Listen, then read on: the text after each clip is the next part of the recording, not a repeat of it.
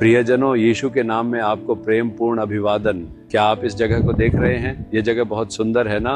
उस तरफ समुद्र है, इस तरफ ओवरहेड ब्रिज है और दूसरी ओर रेलवे ब्रिज है। यह एक इतिहास परक महत्व का स्थान है। तमिलनाडु में एक द्वीप है जिसे रामेश्वरम कहते हैं। यह एक विशाल ब्रिज है जो द्वीप में आने के लिए बनाया गया है। रेलवे ब्रिज ब्रिटिश शासन के दौरान बनाया गया था। हाल ही में इसे नवीनीकृत किया गया है और एक नई रेलवे लाइन बिछाई गई है। यही वह है जो आप मेरे पीछे देख रहे हैं। इसे हाल ही में फिर से खोला गया है। इसे पंबन ब्रिज कहा जाता है। ये भारत के दक्षिणी छोर का एक महत्वपूर्ण स्थान है। यहाँ बहुत सारे मछुआरे अपनी मछली पकड़ने की जीविका चलाते हैं। यही उनका रोजी है। रामेश्वरम वही जगह है जहाँ भारत के पूर्व राष्ट्रपति डॉक्टर APJ अब्दुल कलाम का जन्म हुआ था और वे यहीं पले बड़े थे। तो यह एक महत्वपूर्ण स्थान है और यहाँ से आपसे बात करना मेरे लिए खुशी की बात है। क्या आप जानते हैं कि आज प्रभु का क्या संदेश है? 1 पत्रस अध्याय 4 वचन 7, इसलिए संयमी होकर प्रार्थना के लिए सचेत रहो। लोग कह सकते हैं सावधान रहो या चौकस रहो। इसका क्या मतलब है? इसका मतलब है कि जब हम किसी रास्ते पर चलते हैं तो हमें सतर्क और सावधान रहना चाहिए और अधिक ध्यान देना चाहिए। इसका मतलब है कि हमें लापरवाह और उदासीन नहीं होना चाहिए। इसलिए प्रभु कहते हैं अपनी प्रार्थनाओं में सचेत रहो।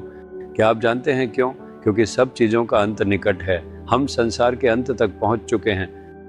हम प्रभु के लौटने के समय में आ गए हैं। ये संसार जल्द ही समाप्त होने वाला है और एक नया स्वर्ग और नई पृथ्वी बनाई जाएगी। इसलिए प्रार्थना में सचेत रहो।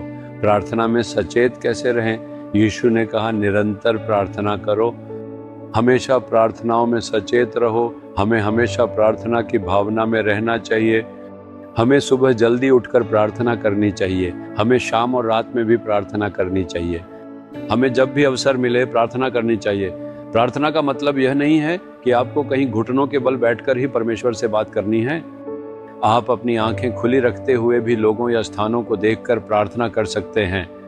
प्रार्थना में सचेत रहने का अर्थ है प्रार्थना को महत्व देना और सावधानी पूर्वक प्रार्थना करना। आप एक दिन में कितनी देर प्रार्थना करते हैं? अपने प्रार्थना जीवन के बारे में सोचें।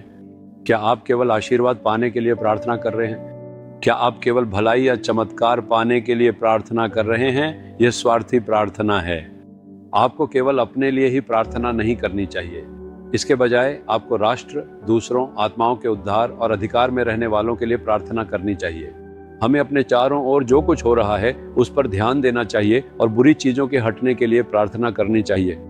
हमें प्रार्थना करनी चाहिए कि परमेश्वर का राज्य स्थापित हो। हमें प्रार्थना में सचेत रहना चाहिए। क्या आप इसके लिए स्वयं को समर्पित करेंगे? कहें, प्रभु, सब चीजों का अंत निकट है।